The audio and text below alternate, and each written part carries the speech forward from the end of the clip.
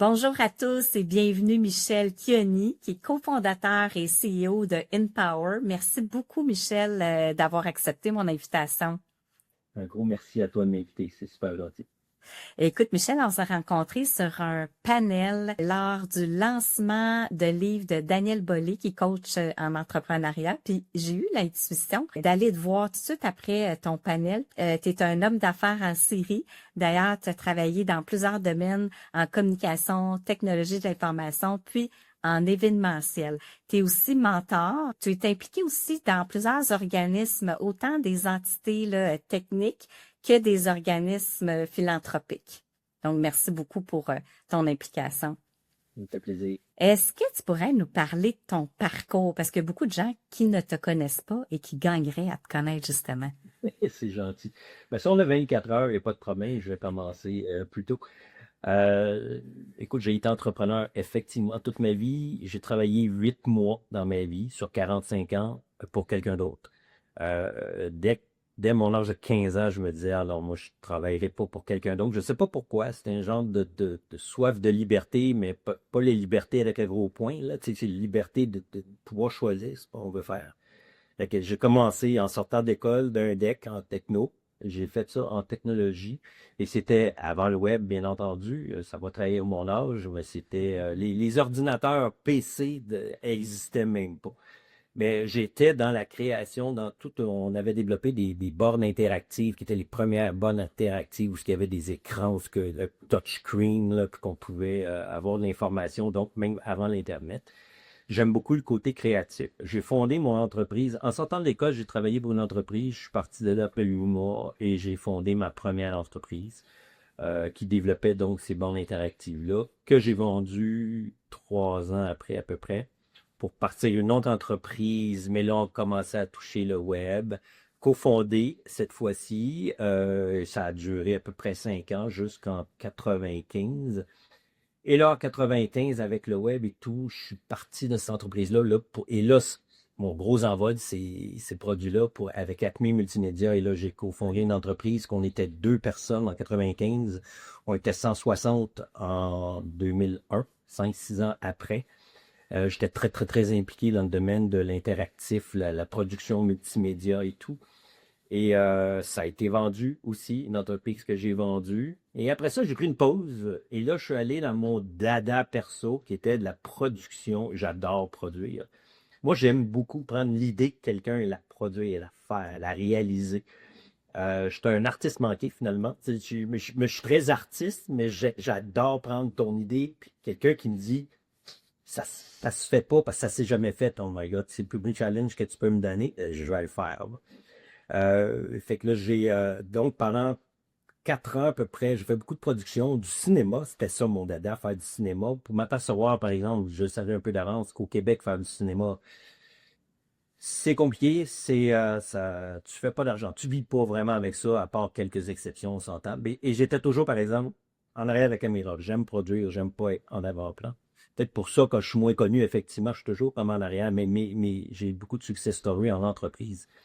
Et là, après ça, là, on a fondé InPower, qui est un projet qui était dans l'air depuis une vingtaine d'années, qu'on avait travaillé un peu on the side, excuse l'expression anglophone, mais on avait travaillé, on avait mis de l'argent là-dedans, 1 million, mais c'était vraiment exploratoire. Et là, on a reparti en 2017 InPower, où que là, les technologies permettaient de rejoindre plus de monde, les fameux smartphones et tout. Et là, ça a été, ben là, c'est un succès. C'est mon projet plein temps. C'est probablement, je vais le dire, en guillemets, mon dernier projet de vie, professionnel, j'entends. Quoique je pense que j'arrêterai jamais. Bon, je vais relaxer. J'aurai plus le même statut parce que j'ai l'impression qu'InPower va être aussi une entreprise qui va être vendue dans les prochaines années. Et là, on est en pleine expansion, alors on travaille très fort. Fait que c'est comme en ce moment, c'est l'amalgame de tout ce que j'ai pu acquérir comme expérience et compétences en 40 ans que je mets à profit et je suis dans un domaine de santé et mieux-être et c'est extraordinaire. Je dirais même que c'est grâce à tout le contexte scientifique qui est en arrière d'InPower, toute la philosophie d'InPower qui a fait que moi-même, je vais dire le terme évolué, si c'est un bon terme, mais j'ai beaucoup changé face à la vie grâce à Empower. Alors, c'est extraordinaire. Moi, je dis tout le temps aux gens, on fabrique pas des armes à feu, nous autres, là. On est en santé mieux-être, organisationnelle et personnelle, là, et c'est mon gros projet actuel. Oui, puis Empower, vous parlez d'identifier et comprendre aussi les risques psychosociaux pour être en mesure de mieux prévenir aussi dans les organisations, là. Qu'est-ce que vous faites exactement à Santé Mieux-être? Ben on est en technologie. On ne veut pas être une firme de consultants. Il y en a en masse. Puis c'est ce que j'ai, comme tu as pu voir dans ma vie, c'est beaucoup en technologie. D'ailleurs, ma formation de DEC, c'est en technologie. Quoique là, je ne programme plus. Je suis plus programmeur, je suis plus programmeur, mais je comprends quand même les concepts de la programmation. Nous autres, on veut se concentrer sur une technologie et on veut rejoindre le plus de firmes possible pour rendre un service que 80% des entreprises en Amérique du Nord, c'est des PME de moins de 100 employés. C'est 80, puis sont eux qui sont le plus mal servis au niveau de la santé mieux-être. Ils ont pas le personnel, ils ont pas les ressources, ils ont pas l'argent. Alors nous, ce qu'on veut, c'est développer une technologie qui va leur permettre d'atteindre un niveau de qualité autant que si c'était 200 employés ou 500 employés ou 2000. Alors, notre technologie, c'est pour rendre ces firmes-là autonomes au niveau des risques sociaux et du bien-être de leurs employés, en co-responsabilité, autant l'employeur que l'employé. Par un questionnaire, on va chercher des données sur tous les risques sociaux et d'autres indicateurs aussi de santé, puis ça va jusqu'au climat organisationnel, l'engagement, satisfaction, il y a beaucoup d'indicateurs de santé qu'on va chercher aussi, des post-traumatiques, etc., etc. Et on va chercher autant du quantitatif, donc je suis d'accord, pas d'accord, donc des chiffres de 1 à 10, genre, mais beaucoup de qualitatif. Chaque question permet d'entrer les commentaires et on peut dire n'importe quoi sur l'information personnelle, puis on en tient compte, c'est certain, là. Mais les gens écrivent. Les gens ont besoin de s'exprimer et c'est là qu'il y a toute la richesse. Et nous, ce qu'on fait, grâce à l'IA, et c'est pas du chat GPT, là, mais on a, encore une fois, grâce à la science, on a une base de connaissances qui permet d'analyser toutes ces données-là, qualitatives, quantitatives, pour aller chercher exactement c'est quoi le problème, c'est quoi la cause, c'est quoi l'impact sur la personne, et on offre des pistes de solutions. Et là, à partir de la piste de solution, les personnes peuvent améliorer grâce à l'IA. Justement, tu dis, ah oui, ça me tente, mais mon contexte fait que j'ai pas de ressources, j'ai pas d'argent, qu'est-ce que je peux faire? Puis il bâtit son propre plan d'action. Donc, on veut utiliser la technologie pour démocratiser tout ce qui est santé, mieux-être au travail. On s'entend que là, maintenant, enfin, grâce à la pandémie, on parle de santé mentale, ce qu'on parlait à peu près jamais. Ça en est incroyable. Puis d'ailleurs, la santé, c'est aussi le côté social. Et l'OMS, elle dit bien que la santé, c'est un état d'équilibre de bien-être physique, mental et social. C'est pas juste une absence de maladie. Et nous, c'est ce qu'on traite. On l'a vu dans la pandémie, le social en a pris pour un coup, ce qui a créé c'est un jeu de domino, puis donc ça a créé plein de problèmes d'anxiété, de santé mentale finalement. Alors c'est ça qu'on mesure et on offre aux gens, aux entreprises, des solutions qui permettent de devenir autonomes dans ce milieu. Très intéressant. Puis tu disais, Michel, que cette entreprise-là t'a aidé à te développer aussi au niveau personnel. Est-ce que je pourrais être indiscrète, te demander en quoi est-ce que ça t'a aidé à évoluer? Oui, mais c'est un peu aussi ce que je parlais durant le panel, parce qu'un entrepreneur, je suis un entrepreneur dans le vrai sens du terme, et je le dis de façon très humble parce que je pense pas que c'est très glamour d'être un entrepreneur. C'est beaucoup plus difficile. C'est difficile. Ça a l'air facile, ça l'est pas du tout. Il y a bien des gens qui vont comprendre que ça ne l'est pas. Euh, et moi, ce que Empower m'a permis de faire, même si Empower existe depuis 7 ans, moi, c'est depuis 15 ans que je suis sur le projet, en temporaire à côté, en sideline, et que là, j'apprenais tous les concepts d'équilibre. Parce que souvent, c'est ça le problème d'un entrepreneur, tu n'as plus d'équilibre.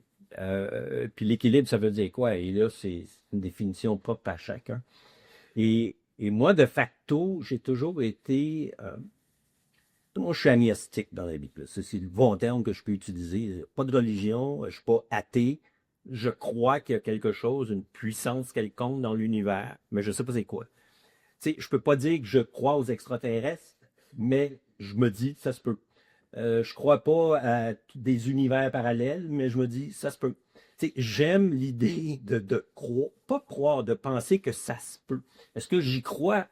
Non, mais j'étudie conscience universelle plutôt qu'individuelle. Donc, on est des connecteurs à une conscience qui serait universelle plutôt que nous, on a notre conscience. Tant qu'on meurt, on sait plus trop ce qui se passe. C'est Ouais. l'âme, la conscience. J'aime l'idée de croire que c'est peut-être pas ça. Quatrième dimension, cinquième dimension.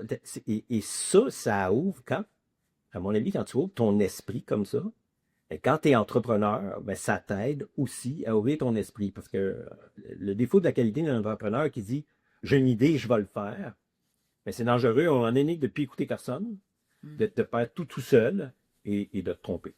Oui. Et ça fait mal de se tromper, autant pour toi que pour les gens qui sont plus cool. L'équilibre, c'est là que je vois le salut dans tout ça, puis je le mets en pratique. Et puis l'équilibre ne veut pas dire je travaille 8 heures, je dors 8 heures, puis je fais autre chose de 8 heures. Là. Chacun a son livre.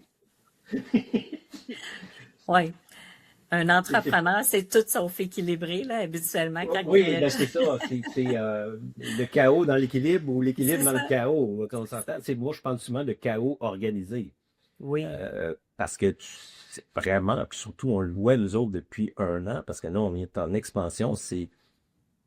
Là, on a réussi à changer un cercle vicieux en cercle vertueux. Et là, c'est hallucinant tout d'un coup quand tu t'ouvres à ça, de voir tout- toutes les, tout ce qui arrive au quotidien du champ gauche que tu t'attends pas, mais qui va dans le même sens que Mm. où tu t'es ouvert. Quand tu dis, je regarde par là, puis là, tu t'aperçois que wow, ça se produit. Alors que quand tu es dans un cercle vicieux, c'est un peu la même chose qui se produit, mais pour aller vers le bas. Puis depuis la pandémie, c'est ce qui était arrivé. La pandémie, ça a été difficile. On a survécu. Là, ça a été sincèrement très difficile. Mais en ce moment, je pense que c'est ce qui finalement nous sauve, dans le sens que là, les gens, au moins maintenant, sont ouverts à ça, la santé mentale, la santé globale. Et là, là, on a le monde dans les voies. Vraiment, vraiment, vraiment. Et là, tout arrive. C'est hallucinant. En 1 semaine, depuis qu'on s'est rencontrés il y a 1 mois, c'est pas, c'est pas une autre entreprise, c'est fou. On s'entend qu'on reste dans la santé musique, on s'est pas mis à Oui. vendre des hot dogs sur le coin de la rue. Là, Je comprends. Puis, Michel, en quoi la spiritualité, c'est une arme secrète pour toi? ouais. Ben, et c'est drôle que tu dis que c'est une arme secrète parce qu'effectivement, c'est pas le genre de choses que, en tout cas, moi, que je suis porté à parler. Parce que là, les gens te regardent bizarrement quand tu dis je suis en affaires, parce que je suis connu pour ça. Je suis bélier, tu sais, homme d'affaires en Syrie, les gens me connaissent, là, c'est Michel, ah oui, regarde, je dis souvent même qu'on fait un entrepreneur, surtout moi, des fois, là, surtout plus jeune, on dépense des portes ouvertes, là. Ouais. Fait que quand t'es connu comme ça ou reconnu comme ça, quand tu commences à parler d'un peu plus de soit de spiritualité ou de trucs que tu peux penser ou croire, il y a des gens qui te regardent drôlement. Là, Ouais. tu dis, est-ce que ça va à l'encontre de mon poste? Parce que là, tu sors de toi-même, tu regardes ton titre, puis là, tu dis, en tant que CEO d'InPower, est-ce que je dois dire ça? Tu sais, Oui. mais je suis de plus en plus ouvert, j'en parle de plus en plus. C'est ça. Puis, tu sais, je te comprends parce que, tu sais, moi, j'ai fait comme une espèce de coming out, mais ça m'a pris 10 ans avant d'en parler parce que je me disais, si j'en parle, je vais perdre ma crédibilité. Mais par contre, tu sais, pendant 10 ans, j'ai pris beaucoup de cours en médecine alternative, puis je trouvais qu'il y avait tellement d'outils pertinents. C'est sûr que, tu sais, tu vas dans des cours, puis là, tu dis, ah, ça, c'est pas moi. Là, ça, je serais pas à l'aise de représenter ça ou quoi que ce soit. Mais en bout de ligne, c'est plus la définition du mot spiritualité qui est tellement différente là d'une personne à l'autre. Puis souvent, les gens, ils pensent spiritualité que c'est une religion ou c'est pas religion, c'est vraiment comme, moi, je le vois comme des techniques ou des pratiques qui ne sont pas du côté scientifique ou rationnel. Puis c'est pas parce que c'est pas prouvé que ça n'existe pas. Tu sais, Voilà. l'intuition, et moi-même, j'ai essayé de rédiger un article vis-à-vis de mon ordre professionnel, puis on me dit non, c'est pas assez scientifique et tout. Mais tu sais, d'un autre côté, si on n'en parle pas, puis quand je regardais, il y avait des centaines de milliers d'écrits. là-dessus dans Google Scholar. Je me dis, ben écoute, tu sais, il y a peut-être pas d'études, mais on en parle tellement qu'il y a un phénomène qui est en arrière de ça.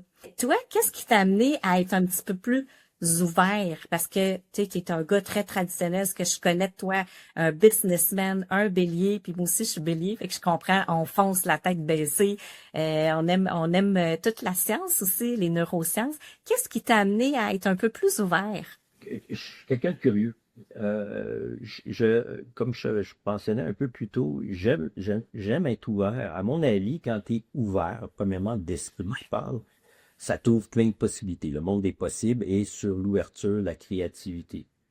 Et je sais pas si c'est ça, mais tu sais, moi, souvent, je vais à l'encontre de ce que la masse va faire. Je dis souvent que je suis dans la marge. Je suis pas marginal, mais je vis dans la marge. Ça, c'est Oui. certain. Je disais tout le temps à la dague avant, ben, tout le monde aime Céline Dion, ben moi j'aime pas Céline Dion. C'était quasiment un modus operandi. Si tout le monde aime le rouge, ben moi je vais aimer le bleu. Bon là j'exagère, je blague, mais tiens un peu ça. Puis c'est comme si ça me disait, regarde, je vais aller voir ailleurs. J'aime pas les extrêmes, dans n'importe quoi. J'aime pas l'extrême gauche, j'aime pas l'extrême droite, j'aime pas l'extrême religieux, j'aime pas puis ça me dérange pas ceux qui sont religieux, ceux qui sont ci, ceux qui sont ça. Ça me dérange pas. C'est les extrêmes qui me dérangent. Et dans tout ça, la curiosité, je suis un artiste manqué, comme je te disais, je suis créatif. Ça a commencé il y a 10 ans qu'il y a eu vraiment un cheminement à dire, OK, là, j'ai 50 ans, c'est un milestone, j'avais pas de problème d'en avoir 50 ans, mais tu dis, OK, bon, il m'en reste moins que plus, à moins que je fasse 100 Ça ans, que je dépend. m'envoie 100%, mais bon, je gagerai pas un 2 là-dessus. Quoique, je suis en très bonne santé actuellement, mais je pense que la façon que je vis depuis 10 ans m'aide malgré la vie stressante que je peux avoir au niveau du professionnel. J'ai décidé d'ouvrir mon esprit, de dire, OK, qu'est-ce qui pourrait m'aider à passer les travers? Parce que plus on vieillit aussi, moins on a, je veux dire, moins de force, mais je veux dire, on est moins indulgent, on est moins tolérant, mais on se fatigue plus vite, etc. Fait que là, tu cherches des outils, différents outils. Puis, j'ai toujours eu beaucoup confiance en moi. J'ai dit, OK, j'avais le feeling, l'intuition, tu le disais. Moi, dans ma vie, à tous les 5 ans, à peu près, je fais comme un bilan de vie personnelle. Et puis, des fois, ça dure 2 semaines, des fois, ça dure 1 an ou 2.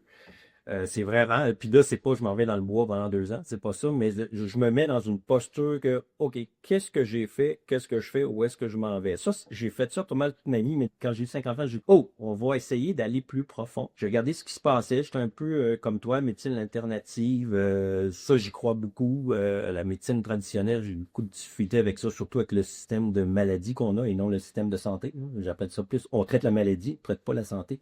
Moi, j'avais dit traiter ma santé puis aider les gens à traiter leur santé plutôt que de traiter leur maladie. Fait que ça montre, ben, le plus gros point, c'est la méditation. Ça faisait longtemps que je me disais, faudrait que je médite, ça a l'air cool, tu sais. Puis j'avais essayé de temps en temps, je me disais, oh my god, je suis jamais capable de rester assis pendant 20 minutes à pas bouger. Puis effectivement, c'était difficile. Mais à un moment donné, je dis, OK, là, faut que j'apprenne. Puis j'ai eu un coach d'affaires à un moment donné qui, donc, à cette époque-là, personne assez extraordinaire. Il m'a dit, est-ce que tu médites? Genre, j'aimerais ça. Mais pourquoi tu le fais pas? Ben, je ne sais pas. Et fait que là, on a commencé juste dans ces séances-là. Là, j'ai fait, oh, wow, ça a l'air intéressant. Et là, depuis ce temps-là, ça fait 5 ans et demi, je médite à tous les matins. Wow. 20 minutes. Sur 5 ans et demi, j'ai dû manquer, pour vrai, 4 jours, 5 jours. Hein, bravo. Puis c'est devenu la base comment je pourrais dire ça, pas de ma connaissance de spiritualité, me dire, oh, ça fonctionne. Quand on Oui. se recentre sur soi-même autrement que par le savoir-faire, mais plus être, se recentrer sur soi-même et là, vivre le fameux moment présent. Ouais. Ça, il y a 3 ans, l'été, il y a 3 ans, j'y arrivais. Donc, ça faisait à peu près 2 ans et demi que je méditais. Je me disais, oh wow, je commence à vivre de façon plus courte qu'une fois, un jour à la fois. J'étais rendu à 1 heure à la fois. Je vis vraiment 1 heure à la fois. Comme là, si je suis avec toi, je suis avec toi. Je suis pas en train de me dire, ouais, mais tout de suite après, je me retrouve après ça. Puis là, qu'est-ce que je fais en fin de semaine? Puis là, je vis vraiment 1 heure à la fois depuis 3 ans. Et ça s'est accentué quand cet été-là, je suis allé faire un tronçon du chemin de Compostelle. Mm. Là, j'ai dit, je vais arrêter d'en parler, je vais y aller. J'ai vécu une expérience spirituelle, je dirais. J'allais là sans trop d'attendre. Je me dire, bon, encore une fois, je me disais, ça doit être surfait à un moment donné. Je fais beaucoup d'hiking, là. Je me dis, ben là, tu vas hiker sur un autre chemin qui s'appelle Compostelle. Yeah, right. Ah mon, ça a été, ça a été extraordinaire, seul. Et là, pendant ces 8 jours-là, j'ai fait 200 kilomètres, 8 jours. Là, je vivais un souffle à la fois, là. Puis c'était vraiment, c'était très montagneux, up and down, comme on dit. Il faisait 30 degrés, record de chaleur en septembre en fanfare. Bravo, mais au moins il faisait beau, ciel bleu. J'étais béni des dieux, comme je dis, même si je crois pas nécessairement qu'il y a des dieux, mais bon. Et là, ça a été le déclencheur. Là, je dis, ah oui, OK. Ça allait dans le même sens que la méditation, le moment présent, vivre une heure à la fois, puis là, je tends vers un souffle à la fois pour le restant de mes jours. Je l'atteindrai probablement jamais, puis en même temps, si je veux pas devenir yogi non plus, là, puis c'est pas ça. Encore une fois, j'aime pas les extrêmes. Je le fais, je médite, puis je dis pas à tout le monde méditer, sinon Mais oui. moi, là, je suis pas ça du tout. Ça m'a aidé. Et là, c'est un cercle vertueux. Là, tu commences, je mange bio. Je prends 3 litres d'eau par jour. Là, je fais le jeûne intermittent depuis 1 an et demi. Écoute, je prends aucun médicament. J'ai pas de diabète, pas de prédiabète, pas d'anémie. C'est à cause de ça, c'est à cause d'un fait, c'est à cause de l'autre, je le sais pas. Mais là, il y a des résultats et je me sens extrêmement bien là-dedans. Ouais, puis tu prends soin de toi. Moi, je serais curieuse de savoir, tu sais, ta méditation, est-ce que c'est une méditation guidée? Est-ce que tu fais le vide avec toi-même? La méditation, je prends effectivement une application, c'est Headspace, pour ne pas la nommer. Je suis pas commandité en ce moment, là. Parce qu'il y a certaines méditations que je prends qui sont guidées parce qu'ils vont parler, je sais pas moi, ça va être une méditation du jour sur la patience, l'autre sur la colère. De temps en temps, la douleur, sur ce que je peux vivre, non, je vais prendre celle-là, etc. Mais sinon, tu as de la semi-guidée où tu pèses sur le bouton 20 minutes puis il se passe rien jusqu'à temps qu'elle dit c'est fini. Euh, Où est-ce que je vais être plus avec moi-même? Et j'ai développé une capacité de méditer quasiment maintenant. Je marche beaucoup. Je fais 10 km par jour en marchant ou dans mes pauses, moi-même, je me ressens sur moi-même et c'est là que là, j'ai pas d'aide, j'ai pas de tout. Ça arrive tout seul. Je marche beaucoup, je te dis, je vais dans les parcs, j'adore aller au cimetière. Ça me ressource aller au cimetière Mont-Royal, c'est notre père Lachaise à nous, là, à Montréal. Je me sens vivant dans le cimetière. Qu'est-ce que tu vas... Je suis curieuse. C'est quoi la vibration ou qu'est-ce que tu vas chercher dans le cimetière, dans ce lieu-là qui est différent des autres? Moi, c'est donc quand je rentre dans le cimetière, là, ou celui-là ou d'autres, là, tu as l'impression de te grounder comme un aimant. C'est comme si tes 2 pieds à terre sont vraiment en terre. Je sais pas si c'est parce que, en principe, il y a des corps en dessous de toi, mais je me sens hyper groundé. C'est paisible. Puis c'est beau. Toutes les saisons sont belles. L'automne, c'est extraordinaire. L'hiver, c'est extraordinaire. Écoute, j'ai découvert ça aussi, il y a peut-être, on a fait tous une bonne dizaine d'années. C'est un endroit, j'ai l'impression de rentrer dans un vortex. Puis là, c'est comme, ailleurs. Je joue plus, mais j'ai joué beaucoup au golf. Puis quand j'étais sur un terrain de golf, c'était la même chose. Je sais, ça doit être la nature. Parce que Oui. là, c'est comme, il n'y avait rien d'autre que la petite balle, le petit trou qu'il faut tourner dedans. C'était tout. Mais quand je suis au cimetière, tu penses à tout puis tu penses à rien. Tu te ressens sur toi-même. C'est extraordinaire. C'est le moment, c'est un summum. Et je rentre ça dans la spiritualité. C'est un moment que tu es avec toi-même, groundé, les 2 pieds au sol. Mais sans me dire, ah, c'est parce qu'il y a du monde qui sont décédés, qui sont là, Ouais. puis là, c'est pas ça. Mais c'est sûr que quand tu passes devant une donne, c'est marqué 1872, ça fait réfléchir à la vie, là. Tu sais, on s'entend, là, parce que t'es C'est sûr que vrai. c'est là qu'on s'en va. C'est vrai. Il y a C'est quelque drôle chose de que... plus dans la vie, là, c'est ça. Ouais, puis c'est drôle que tu parles de ça parce que moi, quand je m'en vais dans un cimetière, puis là, je vois tous les noms, tu sais, je pense à toutes ces personnes-là qui ont vécu il y a comme un respect qui s'installe parce que je me dis, il y a tellement d'histoires, là. Tu sais, puis on est toutes connectées. Puis, tu sais, la personne n'est plus là, elle a plus l'occasion de vivre. Puis moi, ça me ramène comme un peu dans la gratitude. Tu sais, merci, je suis encore vivante. Je veux profiter de ce qui m'est à m'apporter finalement sur la terre. Et Michel, je pense que je te reprendrai tellement tout ton temps cet après-midi. Mais je veux savoir quels sont tes projets futurs. Tu en as parlé un peu là avec Empower, mais est-ce que tu en as d'autres au niveau Oui. plus personnel? Oui, ben sincèrement, là, il y a le côté business qui va dire, oui, je voudrais. Je pense qu'on n'aura pas le choix de vendre InPower parce que ça risque d'être plus gros même de ce qu'on croit actuellement. Oui. C'est tout ce qui se passe là-dessus. Je le dis avec mon chapeau entrepreneur, il arrivera ce qui arrivera. En même temps, on peut fermer nos portes comme n'importe quelle entreprise. Mais on est parti sur une allée et on a l'impression que ça va devenir tellement gros que il va y avoir une banque. Puis je rajeudis pas. Donc, à un moment donné, il va falloir que je pense à ralentir. Mais l'idée, c'est de vendre la meilleure façon possible. J'aimerais soit partir une fondation ou aider une fondation. Moi, avec ça, moi, je n'ai pas besoin de 20 millions dans mon compte de banque. Là. Mais vraiment pas. Si je l'ai, je vais le prendre. Et c'est parce que je vais leur donner. Ça, c'est Ouais. certain. C'est certain que les gens le connaissent. Là. Ouais. Je redonne. Et c'est ça que j'aimerais. Fait que j'arrêterai pas. Mais Ouais. j'aimerais redonner. J'aimerais après ça rentrer sur des CA, des startups, les aider et tout ça. Mais au niveau monétaire, j'aimerais donner. Je ne donnerai pas ma cause encore. J'ai fait ça beaucoup dans la vie, aider du monde. Je ne sais pas si ça se fait quoi ma cause encore. Ouais. Puis vu que tu es un homme qui aide tout le monde, comment est-ce que nous, on peut t'aider, Michel?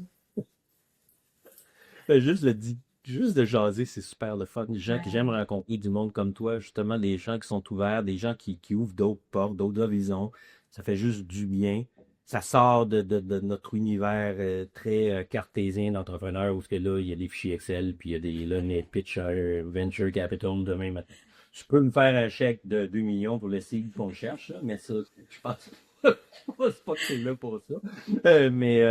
Non, écoute, regarde, restons en contact, j'adore. Moi, comme je te dis, je fais du mentorat, ça me fait plaisir. C'est vraiment là, c'est un adage, hein, donner, ça fait du bien, mais Ouais. c'est tellement vrai. Hein. C'est Ouais. bon, dans la mesure du possible, là, mais Merci, Michel, d'être qui tu es. J'ai vraiment aimé ma conversation avec toi, puis c'est pas la dernière. ouais, c'est gentil. Merci beaucoup à toi.